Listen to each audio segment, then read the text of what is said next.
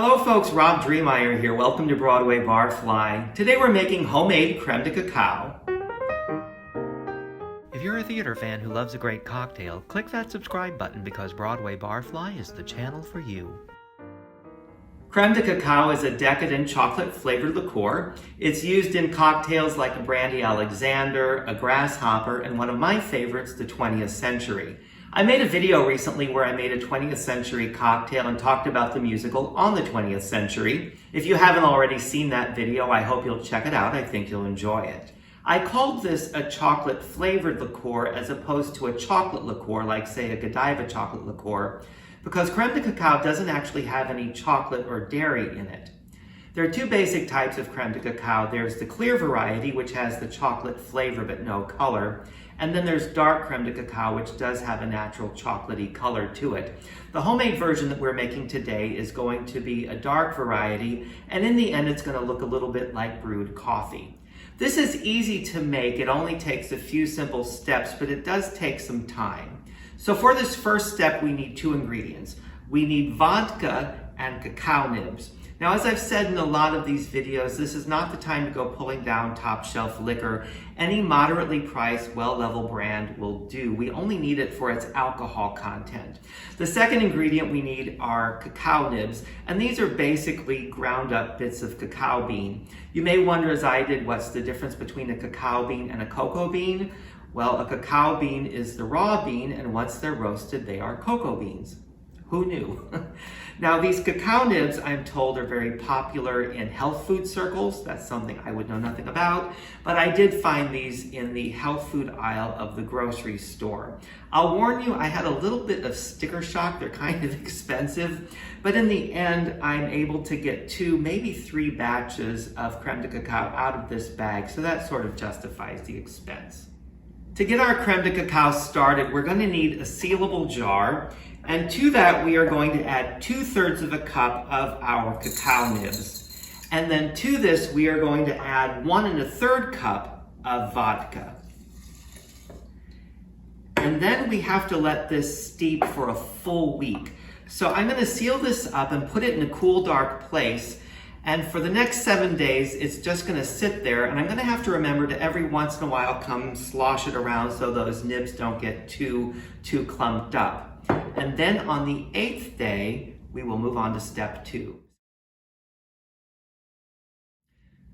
Our cacao nibs have been steeping in the vodka now for a full 7 days. Today's the beginning of the 8th day. The first thing we have to do is strain all of this out. And it smells really wonderful. It smells like dark, bitter chocolate, and that's exactly what it tastes like. I tasted it earlier this morning.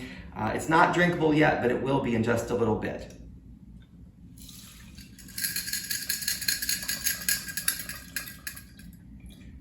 And then we can discard the cacao nibs.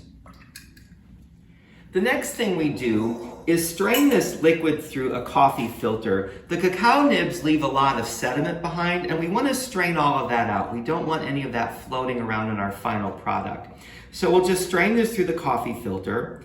It's kind of tedious. Sometimes it takes quite a bit of time, but just be patient, let it work. And if it stops flowing altogether, just replace the coffee filter and keep going. The other thing that we have to do is make a simple syrup. We're going to make sort of a rich simple syrup with 1.5 cups of sugar and 1 cup of water. We'll heat it up until all of the sugar dissolves and it forms a light syrup. So while this is working, we'll go over to the stove and we'll get that finished.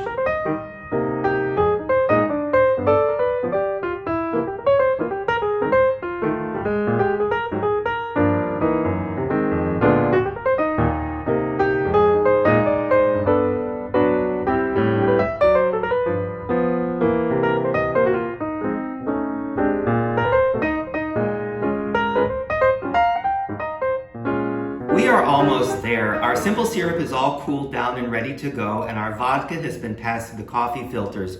I'll admit to you, I actually passed it through the filters twice because there was quite a bit of residue and I wanted to get rid of much of that as possible. And I'm glad I did, because what we have now is this really clear, beautiful, and wonderful smelling chocolate vodka. So what we do next is we add 2 teaspoons of vanilla. And finally, our simple syrup.